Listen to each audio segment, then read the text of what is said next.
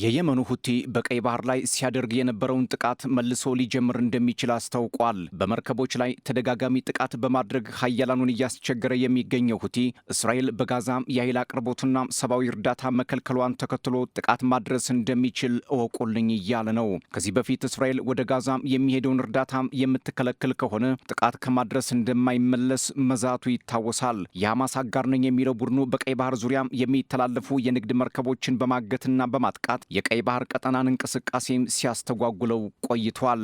በቀይ ባህር ቀጠናና በስዊዝ ካናል የሚተላለፉ ግዙፍ ኮንቴነር የጫኑ መርከቦች ለማለፍ መቸገራቸው የዓለም አቀፉ የንግድ ሚዛን እንዲዛባም አድርጎታል።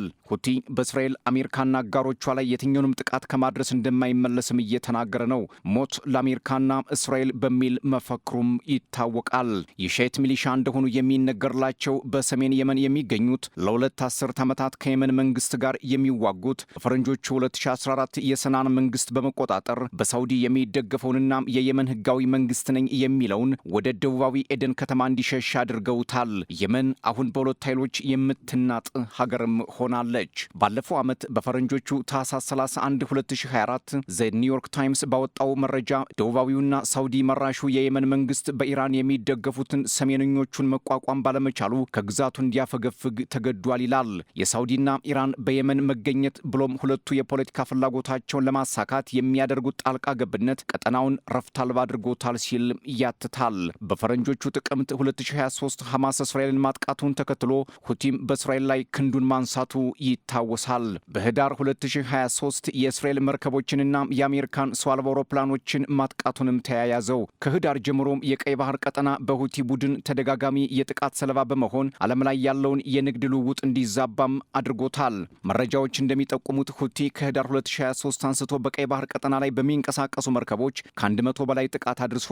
ጥቃቱም አብዛኞቹ መርከቦች የመስመር ለውጥ እንዲያደርጉ በማስገደዱ በዓለም ላይ ያለውን የንግድ ልውውጥ ፈተና ውስጥ ከቶታል። ከዚህ ጋር ተያይዞ ጥቅምት 19 2023 የቀይ ባህር ቀውስ ተጀመረ ይላሉ ጉዳዩን የሚከታተሉ ወገኖች። ታህሳስ 4 2023 በባበል መንደብና በገልፍ ሰላጤ ላይ የሚንቀሳቀሱ መርከቦችን ስጋት ውስጥ ከተታቸው የየመኑ ሁቲ። ይህ የቀይ ባህር ቀውስ ወይንም ሬድ ሲ ክራይሲስ ከመካከለኛው ምስራቅ እስከ ሩሲያ ዩክሬን ጦርነት የምትፈተነውን ዓለም ሌላ ስጋት እንዲጋረጥባት አድርጓልም ይላሉ የፖለቲካ ተንታኞች። የቀይ ባህር ቀውስ በኢራን የሚደገፉት ሁቲዎች ወደ እስራኤል የሚሳይልና ሰው አልባ አውሮፕላኖችን በተደጋጋሚ ማስወንጭፈዋል። ኢራን፣ እስራኤል፣ ሐማስ፣ ሁቲም፣ ሄዝቦላህ በመካከለኛው ምስራቅ ቀውስ ውስጥ ግንባር ቀደም መሆናቸውም ግልጽ ነው። አሁን የሁቲ ኃይሎች ከመካከለኛው ምስራቅ ተሻግረው ከአውሮፓ እስከ አሜሪካም ከኤስያ እስከ አፍሪካ ባለው የፖለቲካ መድረክ ላይ አጀንዳ ሆነው ቀጥለዋል። እንደ ፖለቲካ ተንታኞች ለሁቲ ጉልበት መጠንከር ሊቢያ፣ ሰሜን ኮሪያ፣ ኢራን እንዲሁም ሄዝቦላህ እጃቸው አለበት ይላሉ። ሁሉም በቀጠናው ላይ ያላቸውን የበላይነት ለማስጠበቅ በቀይ ባህር ላይ ነውጥ እንዲፈጠር ይፈልጋሉ። በሌላ በኩል ደግሞ የምዕራብ ሀገራት ከፍተኛ የንግድ መስመራቸውን በዚህ በቀይ ባህር ላይ መመስረታቸው ቡድኑ ጠላት ብሎ በሚጠራቸው ሀገራት ንብረቶች ላይ እጁን ለመሰንዘር ጊዜ አይወስድበትም። እንደ ማሳያም ባለፈው ዓመት የእንግሊዝና አሜሪካ የጦር ኃይሎች የቡድኑን ይዞታ በተደጋጋሚ ማጥቃታቸው የሚዘነጋ አይደለም። እስራኤልና ሐማስ ተኩስ አቁም ስምምነት ላይ ከደረሱ በኋላ ማጥቃቱን ለጊዜው አለዝበው የቆየ ሁቲ ከሰሞኑ እስራኤል በወሰደችው እርምጃ ወደ ጥቃቱ ሊመለስ እንደሚችል በቴሌግራም ገጹ ላይ አስፍሯል። أننا سنعطي مهلة 4 أيام ለመላው ዓለም መናገር የምንፈልገው ነገር 4 ቀናትን ለአሸማጋዮች እንሰጣለን። በእነዚህ 4 ቀናት ውስጥ እስራኤል ከድርጊቷ መታቀብ ይኖርባታል። ይህ ካልሆነ ግን ጥቃት ማድረሳችንን እንቀጥላለን። በ4 ቀናት ውስጥ እስራኤል የጋዛን መስመር ዳግም የማትከፍት ከሆነም የበቀል እርምጃ እንደሚወስድም ይፋ አድርጓል። ሁቲ መጋቢት 9 ይፋ ባደረገው ምስል ላይ ባለፉት 2 ዓመታት በቀይ ባህር ላይ የፈጸማቸውን ጀብደኛ ምስሎችም አጋርቷል። እንደ ፖለቲካ ተንታኞች ሁቲ ይህንን ማድረጉ የትኛውንም እርምጃ ከመውሰድ የሚያስቀረኝ የለም የሚል አንድምታ ለማሳየት ነውም ብለውታል።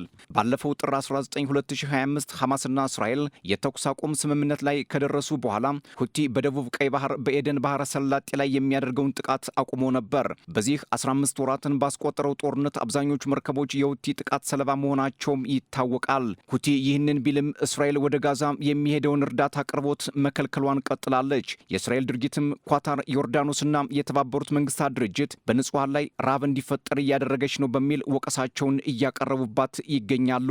ሐማስ በበኩሉ እስራኤል በጋዛና በግብጽ ድንበር ወታደሮቿን በማስፈር እርዳታ ከውጭ እንዳይገባ እንዳይገባ እያደረገች ነው ሲል ክስ አቅርቧል።